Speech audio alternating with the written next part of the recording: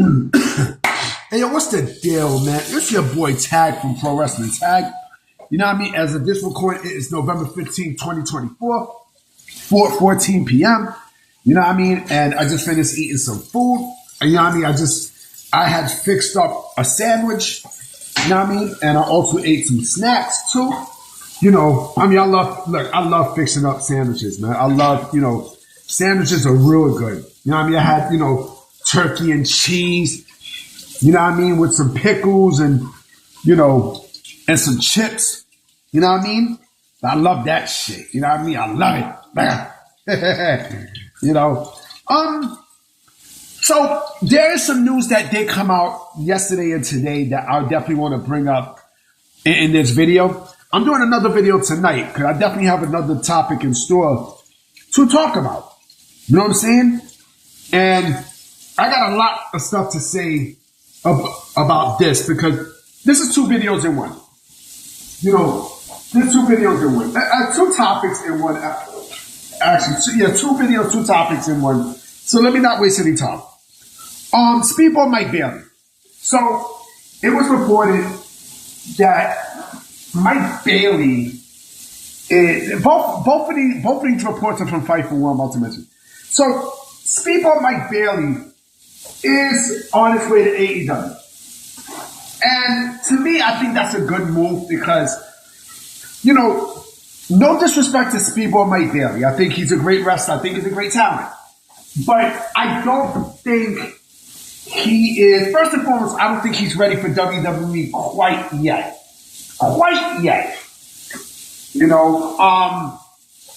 Speedball Mike Bailey is a guy who, let's keep it a buck. Even with AEW, to me, I think he's more of a hand than anything else. He'll be more of a hand, especially when it comes down to the Ring of Honor. When it comes down to Ring of Honor, to the Ring of Honor brand that Tony Khan has, I think, he is more for that. He'll be more for that than anything else. I don't think Speedball Mike Bailey is a guy who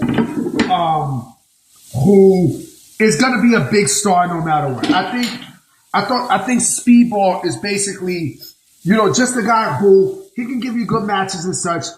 And does he have a gimmick? Yes, he does have a gimmick. His gimmick, he's a martial artist. He's a martial artist. From what I understand, he's a 4-degree black belt in Taekwondo. You know what I mean? And that, that martial arts kicks in his, in his line of work. You know what I mean? With his arsenal. Don't get me wrong. He's a great wrestler. But to me, he's kind of indie. He's a little too indie and stuff. But, they said that he's on his way to AEW. And listen, I will not be shocked if not only he debuts at the Continental Classic and such, but also I will not be shocked. I will not be shocked if he winds up like Ethan Page. I'm going to tell you what I mean by that, okay? What I mean by winds up like Ethan Page is this. So, first off, Speedball Mike Bailey is only 34 years old. He's relatively fucking young, right? So, with Ethan Page, Ethan Page wound up signing with AEW. And, he was there, but they didn't really use him that much. They used him, but when they brought Ring of Honor and such, that's when they didn't really, do anything much with him. They just stuck Ethan Page with, in ROH and such, and they just basically wasted him away. I do think the same thing is more than likely going to happen to Speedball Mike Bailey, eventually and such. And listen, also, who is to say that he don't go to WWE after this run? Who is to say? Who is to say? Who is to say? I think, like I say, he's not ready. He's definitely not ready to be at that level. You know what I'm saying? So he just needs a little bit more seasoning. Maybe AEW could be the place to give him more seasoning. I don't know. But we shall see. Like I said, I'm not surprised about Speedball Mike Bailey, and I even put this on Twitter. that my predictions is Speedball Mike Bailey go to AEW, Josh Alexander goes to WWE. That's just my opinion. That's just my prediction. I mean, that's just my, my train of thought and such. And I do believe that is going to happen. Right? Speaking of TNA, so there was also a report today from Fightful, shout out to Sean Ross Sapp for breaking both of these stories, that Scott fucking D'Amore, he visited the WWE Performance Center.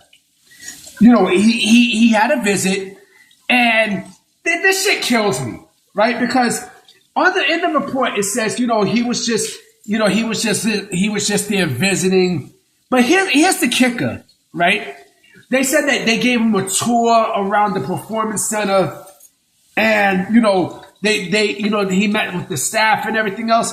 And I'm like, he wasn't just there to visit the Performance Center. I don't buy that shit one bit. I don't buy that one bit. People visit all the time, but they don't get a tour of the Performance Center. You know what I'm saying? Like, come on, B. Come on, man. You serious? Scott D'Amore is not a trainer. He's not a trainer. He works, he has his own promotion and such, Maple Leaf Wrestling. What I think this is I do strongly believe that Scott D'Amore has signed to deal with WWE to not only probably maybe work alongside Shawn Michaels in creative for NXT, but also, to help with two things. We'll help with WWE ID and such, and also, and help with talent. You know what I mean? Because people love Scott D'Amore. People love Scott D'Amore the same way how people love William Regal. Scott D'Amore is more than respected in pro wrestling and in WWE. So if you think this is just an ordinary visit, you gotta be out of your fucking mind. I think Scott D'Amore is signed, sealed, and delivered with WWE while he still has Maple Leaf Pro Wrestling. I still think, he's going to run Maple Leaf Pro Wrestling, but I do think that this comes, at a time when, with him, where they can use Scott D'Amore's, expertise and all this other stuff. You know what I'm saying? That's my gut feeling. He wasn't just there as for a visit. I don't buy that shit one bit. I strongly don't buy that. And again, I think if he signs with WWE, I think that is a giant fucking coup by WWE. You know what I'm saying? Because, like I said before, and I'm going to say this again, if he went to AEW, Tony Khan would not listen to any fucking thing that Scott D'Amore has to say. He would not be. He would not. He truly and honest to God would not. This would be a situation where he's just, all his ideas are just being rejected and neglected, everything. And, he has frustration.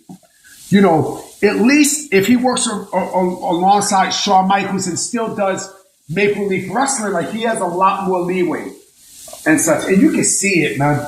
You can truly fucking see it, yo. You can see it. I don't know, man. This is it's a big story. When I read who it was, before Sean Ross Sapp put that story out, he did mention about an interesting name. So I'm like, I wonder who's this interesting name. And I'm thinking, at first I thought it was Pentagon. Because I do believe Pentagon's contract is either up or it's going to be up with AEW this month, right?